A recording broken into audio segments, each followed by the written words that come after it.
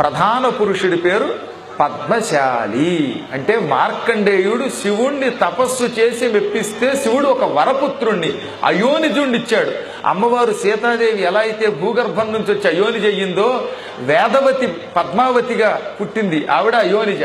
అలాగే అయోనిజుడైన ఒక మహాపురుషుడు పుట్టుకొచ్చాడు, ఆయనకి పద్మశాలి అని పేరు. ఎర్రగా తామర పువ్వు వంటి ఆకారంతో, చెవులకు కుండలాలతో, మంచి అద్భుతమైన సౌందర్యంతో, నల్లని ఒత్తేను జుట్టుతో పుట్టుకొచ్చాడు.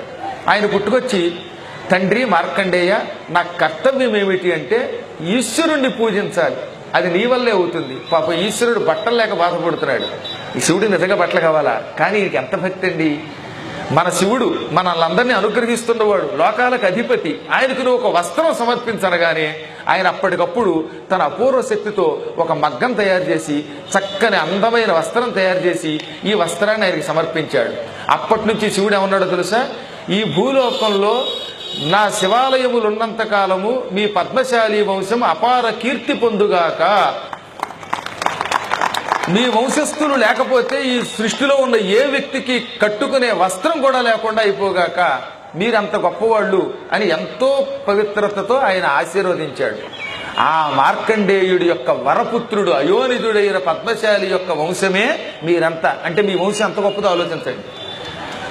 ఏదో అక్కడి నుంచి ఇక్కడి నుంచి పుట్ల ఒక మహాయోగి యొక్క తపస్సుకి మెచ్చుకుని ఈశ్వరుడు సృష్టించిన ఒక మహాపురుషుడి యొక్క వంశం ఇది. ఆ వంశం వాళ్ళు అప్పటి నుంచి తమ గోత్రంగా మార్కండేయుడి యొక్క అనుగ్రహంతో మేము వచ్చాం గనక ఆయనే మాకు మూల పురుషుడిని భావించి ఆ ముగ్గురు పురుషుల్లో ఒకడైన పద్మశాలి యొక్క వంశం వాళ్ళు మార్కండేయుడిని గోత్రాధిదేవతగా పెట్టుకున్నారు. అందుకే రోజుకు ఒకసారైనా సరే రాత్రి పడుకునేటప్పుడు మార్కండేయ గోత్రాన్ని, మార్కండేయ ఋషిని, ఆయన నుంచి పుట్టినటువంటి పద్మశాలిని, ఈ ముగ్గురిని తలుచుకుంటే అపమృత్యు భయం నాస్తి. అపమృత్యువులు ఉండవు, దుర్మరణాలు ఉండవట. అసలు రాత్రి పడుకునేటప్పుడు పూర్వం తలుచుకునే వాళ్ళం మేమందరం. ఇప్పుడు కాలక్రమేణా ఏమైపోతుందంటే ఇంత గొప్ప వంశాల యొక్క కథ చెప్పేవాళ్ళు తగ్గుతున్నారు, తెలియకుండా పోతోంది. మీరు కూడా ఈ రోజు నుంచి గుర్తుపెట్టుకోండి, రోజు పడుకునే ముందు మార్కండేయుణ్ణి, ఆ గోత్రం నుంచి పుట్టిన పద్మశాలి వంశాన్ని, ఈశ్వరుని మార్కండేయేశ్వరుణ్ణి, ఈ ముగ్గురు ఒక్కసారి తలుచుకోండి. హాయిగా పడుకోండి, నిద్ర సుఖంగా పడుతుంది. తెల్లవారే లేచేలోపు దుర్మరణములు రావు అన్నారు, అపమృత్యువులు రావు. కొంతమంది హఠాత్తు గుండెకి తెచ్చిపోతూ ఉంటారు నిద్రలో, కొంతమంది హఠాత్తు ఏదో ఇబ్బంది వస్తుంది. ఆ ఇబ్బందులు ఏ ప్రజలకి రావు. అంత మహాపురుషుడు.